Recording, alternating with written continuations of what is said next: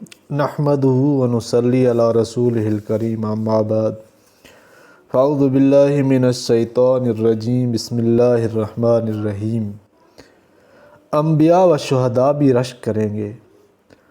انس رضی اللہ تعالیٰ عنہ نے رسول اللہ صلی اللہ علیہ وسلم سے روایت کیا کہ رسول اکرم صلی اللہ علیہ وسلم نے فرمایا، جب دو مسلمان آدمی آپس میں خدا کے لیے محبت کرتے ہیں تو ان میں سے خدا تعالیٰ کو زیادہ محبوب وہ ہوتا ہے جو ان دو میں اپنے ساتھی سے زیادہ محبت کرتا ہے۔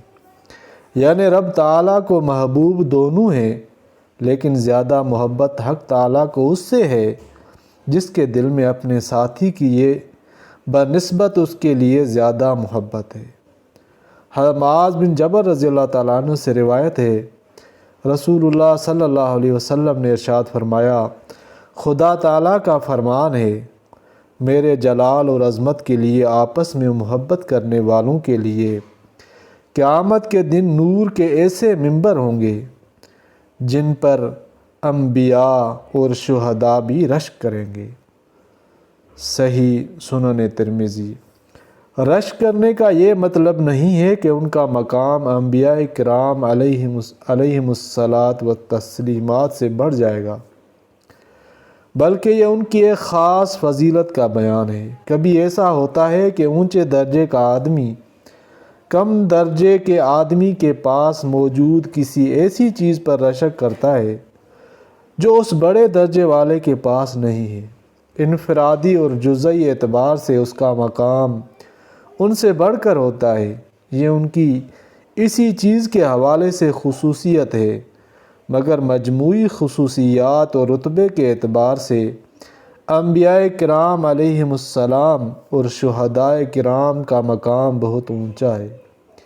یہ ایسا ہی ہے جیسے آپ صلی اللہ علیہ وسلم نے شہادت کی بار بار تمنا فرمائی، یا حضرت عمر فاروق رضی اللہ تعالیٰ عنہ کے بارے میں فرمایا، جہاں سے ان کا گزر ہوتا ہے شیطان بھاگ جاتا ہے۔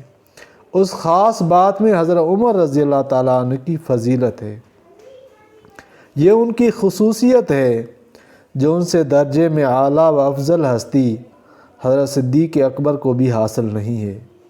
اس کا یہ مطلب ہرگز نہیں لیا جا سکتا کہ حضرت عمر رضی اللہ تعالیٰ عنہ کا مقام و مرتبہ ان سے بڑھ گیا۔